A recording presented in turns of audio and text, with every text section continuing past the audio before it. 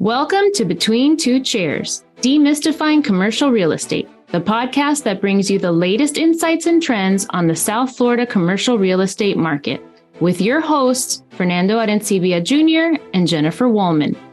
In each episode, we dive into the world of commercial real estate and break down complex concepts to make them accessible for everyone.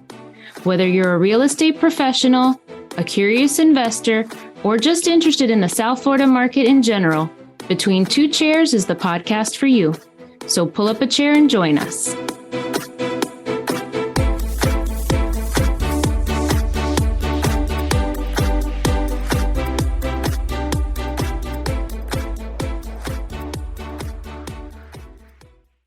Welcome, everybody, to another episode of Between Two Chairs. Thank you very much for pulling up a chair and joining us. I'm Fernando Arencibia Jr., and with me, as always, is the amazingly composed Jennifer Woolman. Hi, Jennifer. Hello, everybody. You like that one, huh? Yeah, amazingly composed. Okay. There you go. There you go. So, Jennifer, tell everybody what we're going to discuss today. Sounds kind of strange because it's the end of the month, but May is National Walking Month, so we thought we would wrap up the month, even though we probably should have started with it. I just found it interesting and thought that we should wrap up the month discussing walkability scores. What does walkability mean? Where can you find the scores? And highlight cities and neighborhoods in Miami that have high walkable scores. And what's interesting is walkability there were so many articles about it starting in like 2000. There was a lot of stuff done in 2017, research, etc., regarding scores and how much more people were willing to pay to be in a walkable neighborhood, etc. And that most of the studies were done for residential properties, but it can also apply to commercial properties. And what's interesting is Miami is, a city that pretty much didn't really get developed until after the cars were introduced. It wasn't like, some of the older cities around the world or in the U.S. that developed and grew organically prior to the advent of the automobile.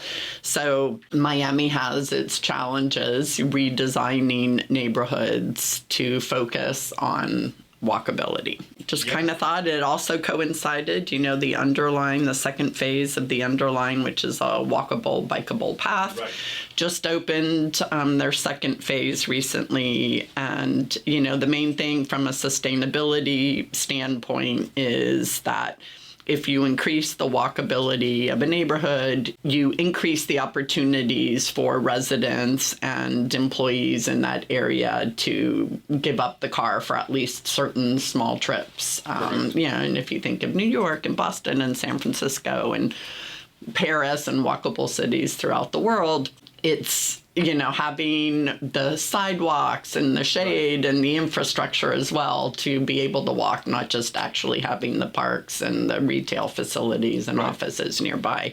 It's also, is it safe to walk? What I recall when you brought up this topic, the first thing that came to mind is that around the same time that the walk score became a thing, I happened to attend a ULI conference in Urban Land Institute. Right, correct. The Urban Land Institute does a yearly conference in Florida. They do many, but this is one of their yearly conferences, and I believe this was in Naples, Florida. And the entire conversation was about the idea of resilient cities and of the 15-minute city.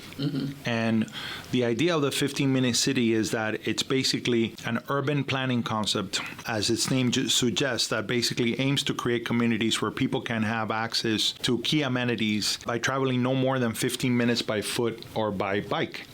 And, there were plenty of examples of a 15-minute city, and it felt very much like there was intentionality about urban development, and it was kind of in the ether future. The entire conversation during that time was what kind of cities are we going to build for the future? And this is a really interesting dynamic, because I remember that, by not every measure was Miami a 15-minute city, but then when you fast forward to 2021, 22, 23, we were at the top of the list of 15-minute cities. And that's an interesting dynamic because, for example, when I look at the walk score and you look at the walk score in Miami, downtown is at the top of the list. And the walk score has evolved to add other factors. So there is a walk score, there's also a transit score, and there's also a bike score, right? And it kind of gives you an idea of what is happening in the different neighborhoods. Downtown Miami is at the top of the list, right? Miami Beach gets a good score. But one neighborhood that is consistently tops in walkability is actually Little Havana. And I remember that there was a period of time in which developers were small developers allowed to develop multifamily in Little Havana in an envelope of less than 10,000 square feet, so a lot of less than 10,000 square feet without parking. And one of the first developments was done by Tesela, which was Andrew Frey's project. And I got invited to the ground opening, and the marketing was saying that basically the marketing was the neighborhood is the amenity. And right. It is the ability that walkability score, it's not so much about the score, but it's about what the score tells you what's happening in the neighborhood. The level of density, how walkable the streets are, how connected you are to be able to go into different places. I found something really interesting that I wanted to share, that there are about 162 restaurant, bars, and coffee shops in Little Havana. People in Little Havana can walk to an average of 4 restaurants, bars, and coffee shops in 5 minutes. And I thought that was a really cool idea of saying, well, the neighborhood is the amenity, so I don't have to necessarily build out a lot of amenities because we don't have a huge problem of urban sprawl, right, where people have to travel long distances, throughout. When I think of urban sprawl, I always think of the city of Weston, because I always connect the fact that it takes a long time to get from one place to another in Weston. But when you look at what walkability scores really educate you on, so if you get dropped down in any major city and you start looking at neighborhoods and you look at walkability scores, what do you know just based on a high score? Number one, there's plenty of density, right? There are plenty of amenities around.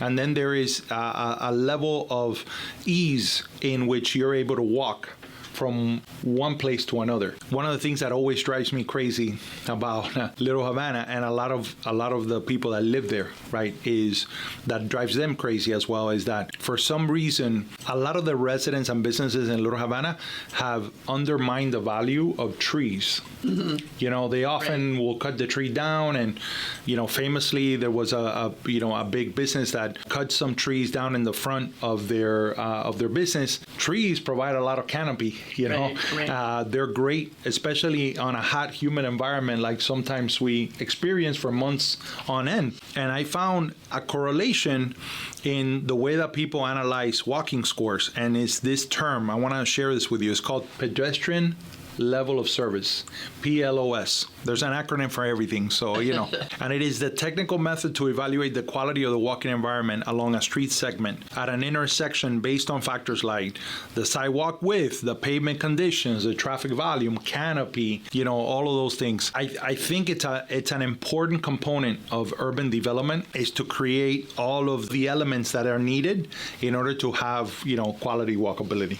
Agreed. So let's go back a little bit and discuss how WalkScore works. And this is all from walkscore.com. It's on 300,000 sites. Anywhere that starts looking at walkability pretty much has the WalkScore. And they're broken down 0 to 24 points is car dependent. Almost all errands require a car. 25 to 49, most errands require a car. 50 to 69, somewhat walkable. Some errands can be accomplished on foot.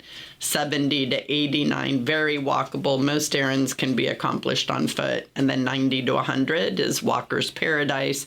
Daily errands do not require a car. I think it's interesting. We've mentioned the Gen Z and the millennials a couple of times in the show, as well as the fact that neighborhood amenities actually are amenities versus necessarily needing all the amenities in a building. And my daughter lived in Savannah, Georgia for a long time. Then she lived in New York, and then she lived in DC. I want to say that was over a period of 5 years. She didn't own a car. She gave up her car. And our oldest son lives in London, and before that he lived in Madrid. And again, he hasn't owned a car in probably, I want to say 10 years. Right. And both of our kids, or all three of our kids actually, are millennials. But now we're seeing that with Gen Z is putting a premium on walkable spaces. So I think that's interesting from a commercial real estate standpoint, because look, people say, really, Miami-Dade is walkable? Well, not everywhere in the county is walkable. Right. Because we are a huge, huge county, just like not all places in New York are walkable, right? But if you get to the concentrated areas, the high density areas, that's where the walkability is. So I thought that was really interesting. It's super important to shoppers. Each point of walk score is worth an additional $3,000 in additional metro area. That's what they found, that the higher point in walkability. Now, obviously, if you go from car dependent to less car dependent, the points aren't as significant. It's when you go up the walkability score and you go from car dependent to some walkable, that ticks up, and then when you go from some walkable to fairly walkable, that ticks up, and then but the number is not significant, right? The value add of building in a walkable, having the walkable, I mean, $3,000 is not a huge. Correct. Right. It's not a huge number, but it shows that people are willing to put somewhat of a premium. And remember, a lot of these studies were before Gen Z and millennials really started getting in and buying in the market. Right. And during the pandemic, we saw walkability become even more important, right? Because people didn't want to be on public transit. Right. They were driving like in Miami, but they wanted to be outside in fresh air. And also because the amenities within the buildings that they were living in, those that were living in condos, were closed. Correct. Right? The pool was closed, the gym was closed. I mean, you couldn't really use the amenities in the building during that time. And people that lived in downtown and Brickell had a better experience than those that lived in condos in a more suburban setting. Correct. Right? What I find is that the value in the number is what it informs you of the neighborhood, right? More than the price. I've often wondered, how would I build a business if I were to move to another city, which I won't, but if I were to move to another city and still execute as a real estate broker? And there are always all these little rules of thumb that you start to pick up. And for me, like, for example, when you look at the top neighborhoods in Miami with walk score, transit, and bike score, downtown is at the top of the list. Then you have Wynwood and Edgewater, right, which makes so much sense. Mm-hmm. It's extremely walkable, has a good transit score and a bike score. Downtown has the top 91 walk score, 94 transit score, because you also have the Metro Mover, right? So you have that added advantage, and then a 75 bike score, which is it's not great, but it's not bad. Then you have Wynwood, Edgewater, then you have Little Havana, then you have Overtown, and then the Coral Way track is the other one that falls into place. Street. Yeah, that's my favorite street in all of Miami. You love the tree-lined streets. Yeah, Now I do think that they need to. It's interesting because they have everything to make that a super walkable area, but you don't really see that many people walking in that area. So I think part of it has to do, and it's beautiful. It's tree lined. The shops are low density. There's residential mostly behind Coral Way, right? Like off that Coral Way corridor, as well as a few residential high-rise apartments on it. But you don't see as many pedestrians out there as you do in downtown Coral Gables, which is basically the same street, right? Coral Way turns into Miracle Mile and Coral Gables. So I feel like there's something missing. I don't know if it's that the sidewalk's not wide enough or if it's the retail mix, because to your point, there are a lot of great restaurants and stuff along Coral Way. There are a lot of medical buildings. I mean, there's a lot of activity there, but you don't see the concentration of walkers that I think some of that is the effect of what used to be the old Miami Development Code of 1100 before it became Miami 21. One of the biggest differences between the two codes is that if you live in Miami, you recognize this. If you're driving up 8th Street from downtown, from the Brickell area all the way to, let's say, Westchester, what you notice is you see a lot of shopping centers where the actual building is pushed to the back, and what you see in the front is parking. And what the urban developers that were creating Miami 21 were envisioning is that, well, we kind of got that wrong because we're highlighting the parking instead of highlighting the actual building. And when you put the building in the front, right next to the walkway and the parking in the back, now not only is there more interactivity, because one of the things that they were paying attention to was the fact that those businesses that were in those strip centers now had to spend money on a huge pylon just for people to know that their businesses, the huge signage. Now you put it on the front, you provide a lot more exposure to the businesses. But more importantly, now you're providing also canopy, you're providing a more comfort way of walking. You're not having to do that interaction of having a car coming in and out of a parking lot while people are walking in the pathway. So I think that some of that is just going to be, there's still a great future for the walkability of the city of Miami proper, for sure, with the implementation of Miami 21, because we've already seen it in some areas, how that has had an effect. It really changes the neighborhood, Right. And if you look back to Coral Way, you had the Sears right before Coral Way turns into Miracle Mile. You have some of these bigger box stores that had the parking in front. So when those get redeveloped, they should fit in much better. And just to go back to the increase, so 3,000. Because what they did in Miracle Mile, right off of that, is they widened the sidewalks, and they added the value for those, restaurants to be able to have outdoor seating. They did traffic calming with crosswalks highlighted, which Coral Way doesn't. Coral Way is still a little bit hora loca when you're crossing the street and everything. But I wanted to go back real quick because I had mentioned the $3,000 per house residential, which you said wasn't that huge, but for commercial, and this was a study that was done by the University of Arizona quite a while back, it was 5 to 8% increase in commercial value.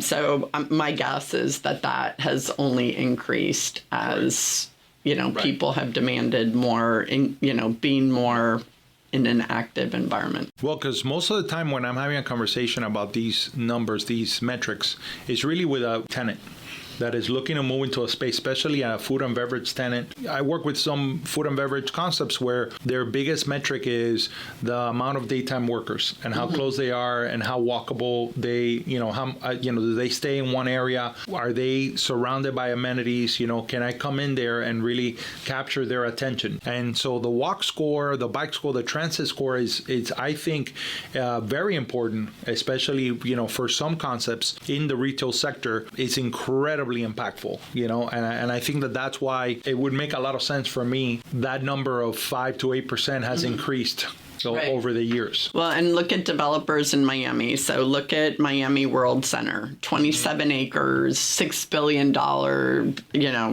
master plan project. I want to say I think it's like 300,000 square feet of retail. Wow. And the developer, Nitin Motwani, his whole concept was, okay, we're going to start this development with the pedestrian in mind. Because going back to it being, Miami being developed when we were already car-centric, he's like, the great cities of the world weren't. They were focused on the pedestrian. Correct. So if you go down there and you walk down there, you can see the intentionality, and it's super safe. Wide sidewalks, lots of open patio seating to kind of draw your attention, lots of artwork, little pockets of public places so that it's more of a slow down and strolling area than a hurry up, let's walk, let's get to where we're going. We're in this horrible area. So it's this area that makes you kind of slow down, which if I'm a merchant, right, and I have a retail store, I'm going to get more eyeballs if somebody's casually walking along than if I have to, race across the street. And they're over 90% leased. So, which is pretty impressive given where we are and where Miami World Center is, right? I mean, it's still under construction, so it's pretty impressive. I once heard, actually, a great developer, his Barlington Group, his name is Martin Penilla, and he was talking about the fact that, and this is, back in like 2016, how Miami was becoming more of a city of neighborhoods. And I look at a perfect example of that is downtown Doral. Doral as a city, doubles in size Monday through Friday, 9 to 5, just because it has so many centers of employment. But oftentimes there would be a lot of congestion and traffic getting in and out. And if you're in Doral to go all the way to Miami Beach to have a nice dining experience or to go to Brickell, it's quite the distance. Well, they built a city within a city, right? They built the amenities, they built the walkability, they built it so that you would have all of the diversity that you're looking for in a neighborhood that is really a 15-minute kind of neighborhood if you live in downtown Doral proper. And the feeling is, and you and I know Enrique Lopez, who's a great real estate broker, he lives in the West Side, West Kendall, and he always says, like, when are we going to get that here, right? Because the distances are the sprawl is so large and there's so much traffic, but you have the density to be able to build something like that if somebody with the vision were to do it. And I do see where we really have become what Martin was talking about all those years ago, a city of neighborhoods, because every neighborhood has developed their own flavor and their own experiential uniqueness. Right. So I feel that if you were to drill down to your point earlier, Miami-Dade County has 32 municipalities. The experiences for people that live in Miami-Dade County can be very vastly different depending on where you grew up, depending on where you live currently. I always joke that for years, when a Miami Dolphins football game was on Monday Night Football specifically, they would always reference live from South Beach. Well, Miami Gardens couldn't be any further away from South Beach. Talk about branding, right? But I do find value in this, that, when I travel to other cities around the country and I'm able to pull up the walk scores, I kind of get a sense of where the action is. Right. And I think that's where the value is. Well, and Condé Nast Traveler also says it's not just for the residents, to your point, it's also for the travelers, right? Correct. And so if you think about how big we are as a tourist destination, right? Supposedly the most walkable downtown street is Main Street in Disneyland, right? So that was the quote I got directly out of this Condé Nast Traveler, and I'm sorry I can't remember the guy, so I can't quote him perfectly, but that was... Yeah. So if you're looking beyond the Magic Kingdom, you're definitely looking for areas that are walkable. And Carlos and I, when we travel, we love to walk, so it's not just hiking outside in back roads. We really feel like to really get to know and get the flavor of an area, you just put on your walking shoes and go. So for Miami and Miami Beach, that was super important. If you go back to the 80s, Miami Beach had kind of fallen by the wayside, right? And a lot of the hotels and everything that we now see in backdrops were all being, a lot of them were being used as convalescent hospitals and stuff like that. And it just... people weren't walking. It would be like you'd go to the beach and then you'd leave, right? And, people with vision came in and saw this amazing potential. They connected the dots and now it's much more vibrant, and they've been very intentional in terms of looking at the pedestrian, not just for the residents, but also for the tourists who come to visit, and making them, not have to rely on renting a car and having to find parking on Miami Beach. Or everything it's a product of the intentionality of the development. Like, I find really interesting that Wynwood is at the top of the list, right? Because Wynwood was an industrial, hub, and ever since it has gone through an incredible amount of adaptive reuse, where those warehouses have become retail stores, and you have an incredible amount, very vibrant art life. You can't walk a couple of steps in Wynwood without seeing some great art. But I find it interesting that I don't think that was built with intentionality, but it just so happens that because there was density in this small space, once they went through this adaptive reuse phase, which we're still seeing it, and its evolution, it's incredibly walkable. Yeah, I think it was pretty intentional. I think Tony Goldman, coming from New York and some of the places that he developed there, saw the vision, saw the potential for it to be a walkable area. Now you look at the offices and who's being drawn to that area. It's the young startup tech companies, right? Which, if you think about their employee base, who are they? They're not, they're not the baby boomers, right? They're the younger generations that want that activity and that stimulation. Yeah. So anyway, so yes, Miami is walkable. We have lots of walkable areas. And so real quick, for my fun fact, I got from Condé Nast the top 20 most walkable cities. Okay. And Miami is number 12. Miami is number 12. Miami's number 12. New York, Boston, D.C., Seattle, Portland, and San Francisco are the top 6. All right. Very good.